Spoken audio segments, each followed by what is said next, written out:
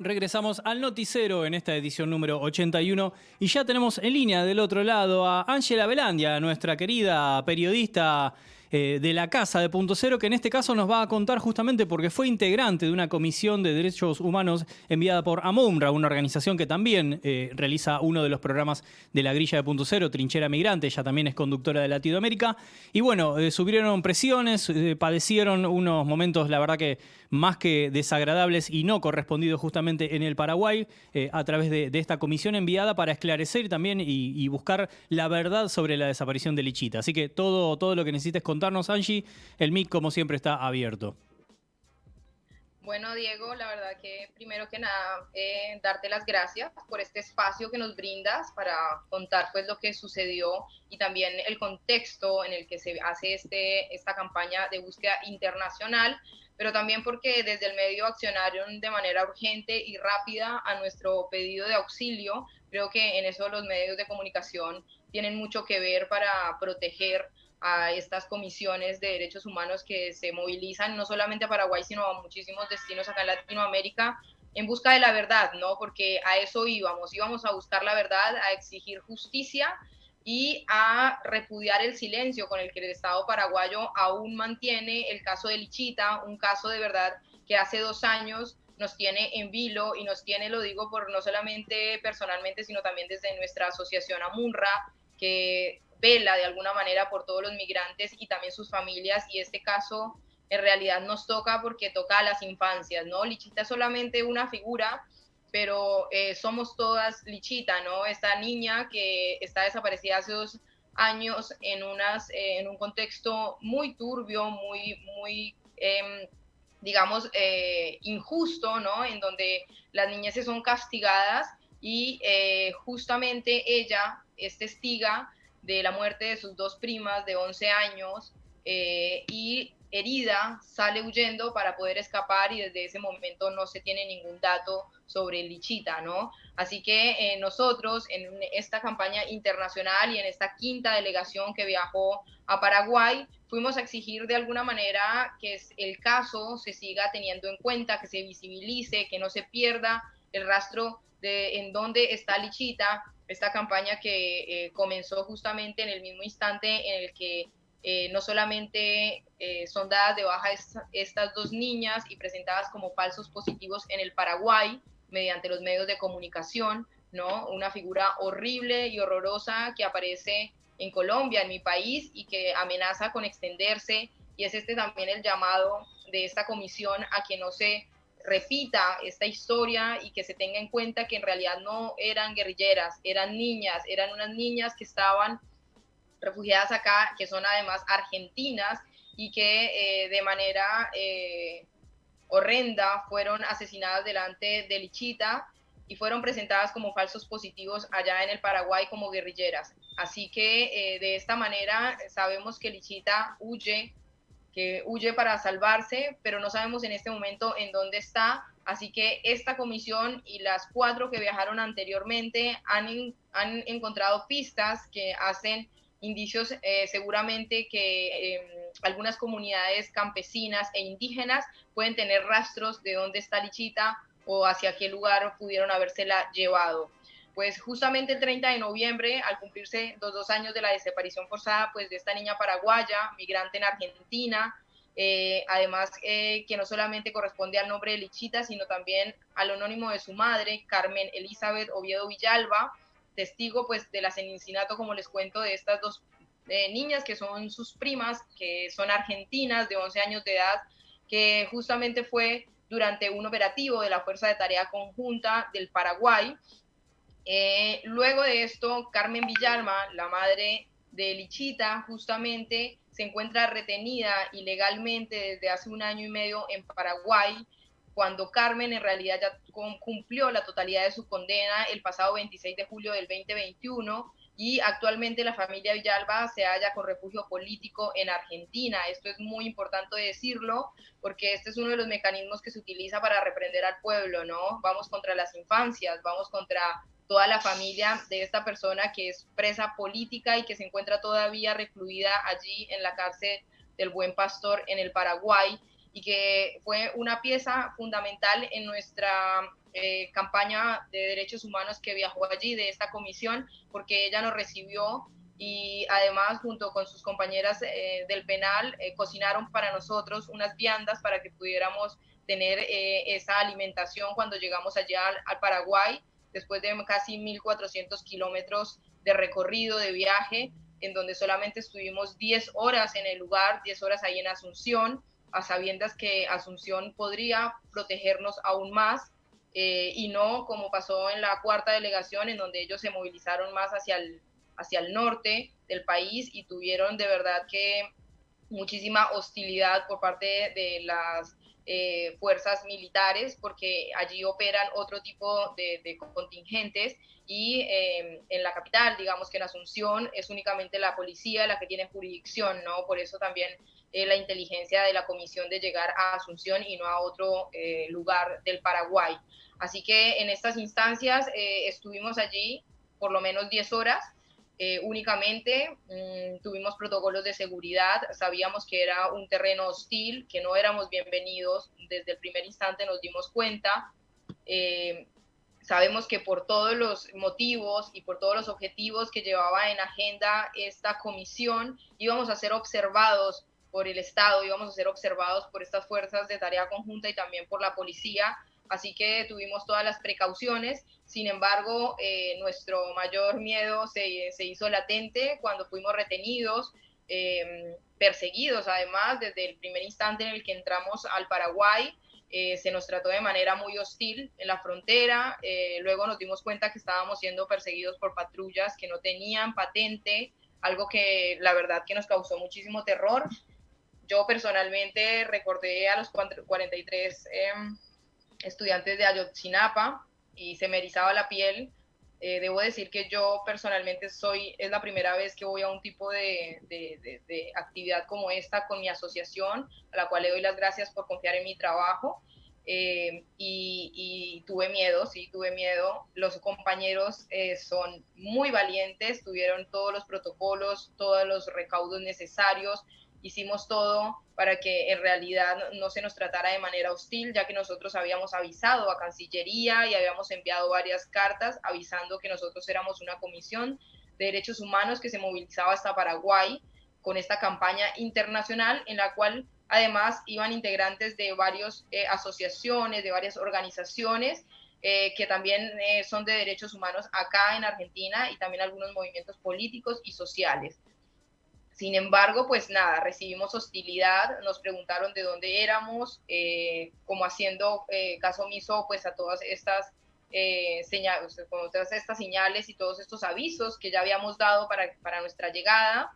Se nos preguntaba de qué nacionalidad éramos, estos agentes que llegaron en patrullas sin patente, y luego nos dijeron que estábamos perdidos, que seguramente estábamos perdidos, así que nos iban a escoltar hasta la frontera. Pero antes de eso, pues claramente nos retuvieron varias veces en el camino, nos pidieron los documentos, nos requisaron, nos trataron con mucha hostilidad porque sabían a qué íbamos y no éramos bienvenidos. El mensaje fue clarísimo, todos los compañeros lo entendieron, pero todos en realidad cuando llegamos acá a la Argentina aplaudimos y no nos vamos a rendir hasta que no aparezca Lichita, hasta que no nos den una respuesta al porqué de los falsos positivos con estas dos niñas presentadas como guerrilleras cuando en realidad eran niñas, el por qué Laura Villalba sigue aún detenida, por qué no se ha resuelto su causa cuando ella ya purgó el total de su condena, y todas estas preguntas que no solamente retumban en el Paraguay, sino que son un síntoma de nuestra Latinoamérica herida, ¿no? Esta Latinoamérica que la verdad que sangra a cada instante, y seguramente estemos en una burbuja en donde no nos damos cuenta que hay muchísimas personas que en este momento están sufriendo y muchas familias que no tienen a sus hijos y que están esperando quizás una señal o que el Estado responda, porque en realidad acá el Estado es el responsable del silencio, es el responsable de no hacer responsable pues a estas personas que dieron la orden. ¿Quién dio la orden? ¿No? Eso también nos preguntamos. ¿Quién dio la orden que en la frontera, justamente cuando estaban estas dos niñas cruzando, fueran asesinadas de manera fría delante de su prima y que luego desapareciera la prima para no poder dar ningún tipo de testimonio de lo que ocurrió. Sabemos que ellos saben en dónde están y sabemos que el Estado paraguayo ha armado un montaje disfrazado para que estas dos niñas aparecieran como guerrilleras con ropas de adulto ese día y que Lichita haya desaparecido también herida y no poder encontrar ningún rastro sobre ella. La verdad que fue muy emotiva la llegada allí al Panteón de los Héroes, ¿no? Un lugar emblemático en la Asunción y que estaba rodeado además por muchísima fuerza militar y también policías. Eran más de 30 los que custodiaban pues justamente allí este lugar y los que únicamente estaban ahí presenciando este acto. Éramos 58 compañeros que íbamos en esta comisión y junto con los compañeros que nos recibieron allí estuvimos en una jornada que duró por lo menos unas 2 horas. Anterior habíamos hecho una rueda de prensa dando a conocer los objetivos que había o la agenda que se había planteado para esta comisión y la verdad que para nosotros fue, para mí por lo menos como parte de AMUNRA, fue un placer a pesar del miedo, poder haber ido, luchar por nuestras convicciones, entender que la verdad no estamos solos, los compañeros de las otras organizaciones que se movilizaron, la verdad, que tienen un trabajo territorial muy grande, saben de protocolos de seguridad y atendieron a ellos, así que agradecemos a todas las personas que se preocuparon, a las personas que nos enviaron mensajes hacia la Cancillería, también avisando por la situación. Nosotros estábamos sin señal, estábamos sin batería, todos totalmente indefensos, hicimos una protesta, o quizás ni siquiera protesta, sino una movilización totalmente pacífica, que fue lo que se les dijo a la policía para que nos dejaran un poco en paz, pero entendemos que esto es un mensaje de no queremos que vengan porque hay algo acá que no está bien, ¿no? Hay una verdad que no se quiere decir y todavía Lichita no aparece. Esa es como la conclusión final. No aparece, hay que seguir buscándola, los medios de comunicación tienen que seguir poniendo en agenda a esta campaña internacional. Nosotros desde AMUNRA y desde seguramente todas las organizaciones que acompañaron, la UTEP, el bloque de Barrios de Pie y todos los compañeros que hicieron parte no solamente del viaje, sino también de los preparativos para este viaje, en una delegación que la verdad se movió con muy poco dinero, muy poco presupuesto, todo hecho autogestivo por esta campaña internacional. Saludo a mi compañera Lila Báez, una migrante paraguaya incansable en la lucha de esta campaña, a quien admiro y respeto profundamente. Y la verdad que abrazo porque es una persona que ha movido cielo y tierra para que esta niña aparezca y que también trabaja desde la UTEP, ¿no? Desde esta oficina de trabajo migrante para... Seguramente hoy estarán en la calle porque hay muchísimos reclamos de estas organizaciones. Hoy estarán en la calle después de ayer haber viajado casi 2.800 kilómetros para hacer esta campaña. Hoy ellos ya están trabajando desde el barrio, desde la calle, haciéndose escuchar, así que a ellos también les envío mi abrazo y mi respeto profundo. Y bueno, Diego, muchísimas gracias, me hablé todo. Muchas gracias por el espacio. No, gracias a vos, Angie, por ser tan completa la información. Me ahorraste de hacerte las preguntas porque misma vos respondías todo lo que se me iba ocurriendo como para preguntarte justamente. Así que desde ya, obviamente, y ya lo sabés, el micrófono está abierto para cualquier otra novedad y esperemos que aparezca con vida, sana y salva Lichita, como así todas las personas también cuando se las está buscando. Claro que sí. Diego, muchísimas gracias y bueno, sigan ahí conectados a Punto Cero y a Noticero. Tal cual. Bueno, y cualquier otra novedad también seguramente tendremos en Trinchera Migrante el jueves a las 19 horas y el jueves también 18 horas con Latinoamérica. Cualquier otra noticia sobre este y otros tantísimos temas. Claro que sí, ahí volvemos, ahí nos vemos. Muy bien. Esa fue la palabra de Ángela Belandia, justamente sobre la desaparición de Lichita y esta Comisión de Derechos Humanos enviada a la República de Paraguay a través de AMUNRA, una organización afín también y que tiene su espacio para divulgar estos acontecimientos. Nosotros rápidamente cambiamos de tema porque le damos la bienvenida al señor José Tripodero, que hizo una de las mejores cábalas que hay que hacer, una de las más jugadas también al respecto. ¿Por qué? Porque para llegar a lo que tenemos que llegar, él sacrificó su cabellera. Y no es solo eso, sino que además lo tenemos del otro lado para hablar de otro tema encima, más allá que podremos hablar de fútbol, hablaremos de básquet y más precisamente de la NBA, de la cual estoy perdidísimo en estos últimos días, así que te necesito más que nunca, José. ¿Qué tal, Diego? Buen día, ¿cómo estás? Sí, porque como hablamos la última vez, la NBA se sigue jugando, más allá de que haya un mundial de fútbol en el medio, y que, bueno, esto tiene que ver con lo extraño que es que se juegue en esta época del año, ¿no? Mundial, porque en general cuando se juega en junio, la NBA no está en actividad, sino que estamos en la pretemporada, entonces es todo muy extraño, ¿no? Sin lugar a dudas. Bueno, de hecho siempre se juega incluso hasta el 1 de enero, el día de Navidad, de Nochebuena. Sí, la NBA no descansa. No, para nada. Qué suerte que existe la NBA en Navidad, ya que lo nombrabas. Bueno, comienzo contándote una mala noticia, lo que habíamos anticipado, que es el corte de Facu Campazzo por parte de Dallas Mavericks, que era el equipo que lo había contratado a principio de temporada. En verdad se habían jugado algunos partidos y Facu llegó medio sobre la hora, ¿no? Entró por la claraboya de los tiempos de la NBA y bueno, se sumó a ese equipo. Lamentablemente conocimos mucho tiempo después las condiciones de ese contrato que firmó con Dallas, porque era un contrato en el cual no tenía garantizada la temporada, sino que hasta principios de enero Dallas tenía la posibilidad de cortarlo. Esto de cortarlo es muy habitual en la NBA. Yo esto quiero ser como muy claro, sobre todo para los que no siguen la liga, que a diferencia de los contratos en otros deportes, acá la NBA tiene un montón de alternativas para hacer contratos con los jugadores. Por supuesto, las superestrellas tienen contratos asegurados, LeBron James, Luka Doncic, no sé, el que quieran, tiene un contrato por tantos años, por tantas temporadas, tanto dinero. Pero después están los contratos, por ejemplo, contratos por 15 días, contratos por 2 días. Hay jugadores que a veces se los contrata de esa manera. En general eso suele suceder cuando no tienen para completar una plantilla y para presentar un equipo completo tienen que llamar a alguien. Entonces, bueno, hacen esos contratos que es simplemente, bueno, vestir a alguien con el uniforme del equipo y sentarlo en la banca. Pero bueno, Facu Campazzo quedó medio en un limbo ahora.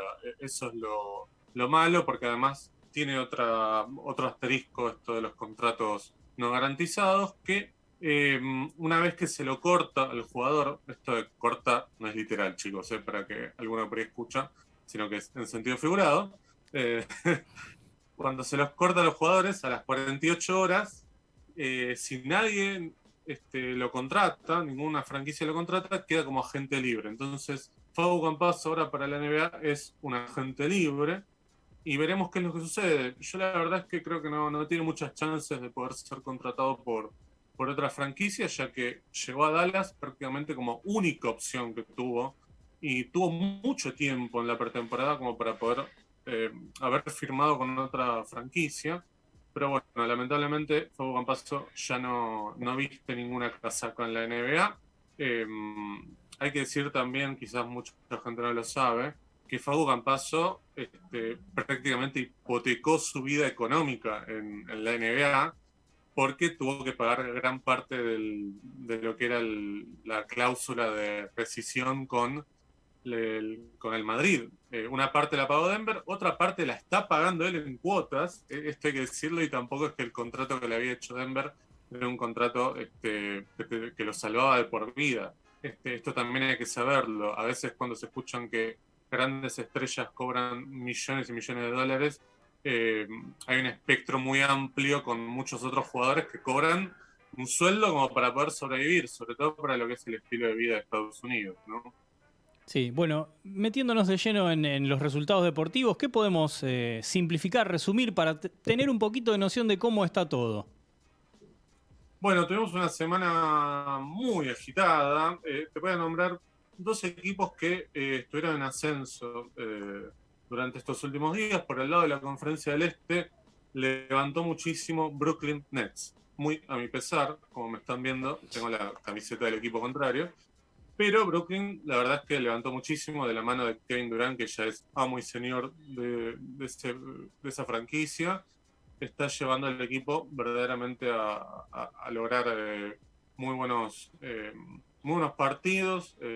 Por supuesto, él es un jugador que cuando está encendido es muy difícil parar. Cierto es también que enfrentó equipos a los que le debería ganar en teoría, pero bueno, venía bastante mal. Ahora en las posiciones levantó muchísimo. Está octavo, ¿sí? Estaba por fuera del play-in, incluso si hubiéramos hablado la semana pasada, pero con 3 victorias consecutivas ya se acomodó. Después, por el lado del oeste, dos cosas. Por un lado, se cayó bastante lo que era Portland. Hace un par de semanas estaba primero Portland, ahora está noveno. Viene de perder 3 partidos consecutivos. Bueno, los que siguen en un nivel muy parejo y muy sólido son los Phoenix Suns, de la mano de Chris Paul y bueno, Devin Booker. Ganaron los últimos 6 partidos que jugaron, la verdad, una bestialidad. Lo mismo Denver Knights, que está haciendo una muy buena campaña, ganó los últimos 4 juegos, de la mano de, por supuesto, el Joker, ¿no? Nikola Jokic. Y por último también hay que señalar que levantó muchísimo New Orleans Pelicans, de la mano de Zion Williamson, finalmente, ¿no? Después de 3 temporadas, este jugador que Era prometió hora, un montón. Sí, claro, porque se prometía mucho de él, digamos, fue elegido en el draft como el primero. Justamente cuando fue elegido en el draft, fue elegido en primer lugar y era como la gran figura, el gran futuro en la NBA y hasta ahora no venía mostrando demasiado. No, las lesiones, bueno, lo tuvieron a maltraer y en esta temporada me parece que empezó a encaminarse con una serie de juegos muy buenos, con muy buenos desempeños.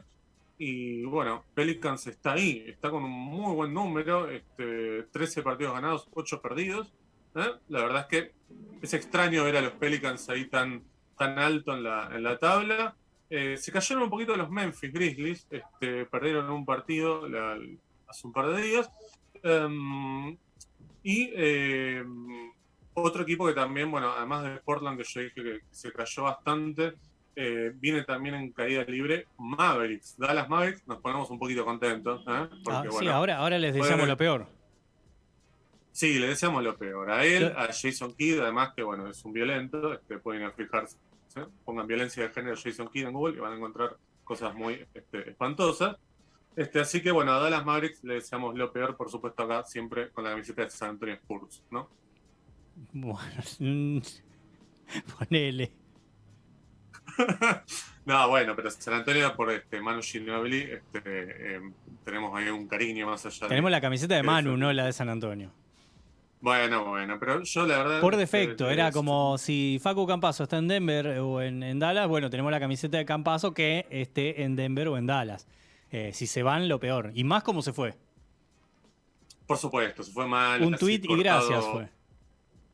Claro, no, antes de tiempo, jugó muy poquito, no se le dieron muchas oportunidades. Cierto es que también cuando Jason Kidd lo ponía en la cancha, no estaba muy afinado para los tiros, sobre todo para los triples. Pero bueno, se van a comer un paquete enorme de los Dallas Mavericks porque contrataron a Kemba Walker, que viene de huir prácticamente de la ciudad de Nueva York, después de lo que fue su media temporada. Así que bueno, le deseamos lo mejor a Dallas con Kemba Walker. Bueno, lo último que tengo para decirte es que tenemos una serie de partidos muy lindos. Cierto es que está el Mundial y eso acapara la atención de mucha gente, pero pensemos que el Mundial es durante el día y la NBA es por la noche, como para bajar un poquito los cambios. Hoy tenemos un muy lindo partido entre Brooklyn y Toronto a las 9:30. Ese me parece que es como el lindo partido de esta jornada. Y también, bueno, el partido entre Milwaukee y Los Ángeles Lakers, que también me parece que ahí tenemos un buen choque. Volvió LeBron, por suerte, estuvo afuera 6 partidos. Yo, la verdad es que así como disfrutamos de Messi, de Cristiano, y que les queda poco, lamentablemente, por una cuestión biológica, a LeBron también. Me parece va a ser un cambio de época cuando LeBron diga, muchachos, hasta acá llegué, no voy a jugar más, lo vamos a extrañar mucho. Está muy cerca de alcanzar a Karim Abdul-Jabbar como el máximo anotador de la historia de la NBA. le falta un poquito más de 1000 puntos. Yo creo que va a llegar en esta temporada tranquilo, tipo marzo, abril. Vamos a estar hablando de LeBron James como el máximo anotador de la NBA. Muy de la bien. historia, ¿no? Muy bien. Completísimo, José. Bueno, podríamos estar hablando muchísimo más, pero bueno, no nos queda tiempo. Y, por supuesto, podríamos hablar mucho más, pero claro, hay que dejar este espacio a las demás cuestiones de acá del Noti. Así que bueno, te mando un abrazo muy grande y nos vemos pronto. Muy bien, saludado José. Cualquier cosa, mira lo que te digo, en el último bloque nosotros vamos a hablar de fútbol y de Copa Mundial. Si querés dejarnos un audio, querés entrar un minutito luego para conversar, vamos a tomarnos unos minutos para hacer un panorama de lo que se está realizando y lo que vendrá un poquito en octavos también del Mundial. Así que invitado vos y cualquiera de las columnistas y los columnistas del Noti, y ustedes también del otro lado si quieren participar, vamos a conversar un poquito, así que nos mandan un audio al WhatsApp de la radio, 2408-7950. Nosotros saludamos a José Tripodero, que obviamente podemos disfrutar en Cine Continuado los jueves a las 20 horas y por supuesto también en Sucesos Argentinos, un podcast multiescuchado, según me dice Vicky del otro lado. Nosotros rápidamente, cuando ya comenzaron los partidos de la Copa Mundial de Fútbol del Grupo H, nos vamos a escuchar el flash informativo, una canción y ya volvemos con muchísimo más del noticiero de este viernes.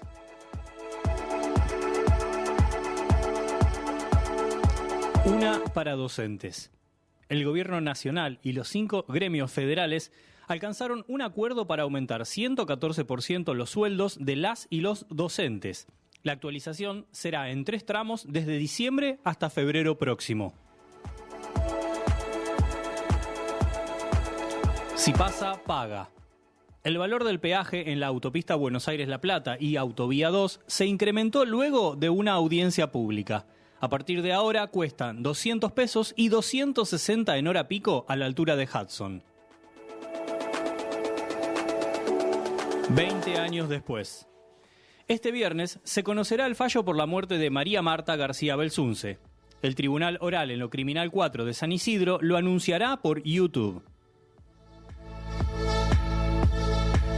Camino a los premios. Argentina 1985 fue nominada a los premios Goya como Mejor Película Iberoamericana.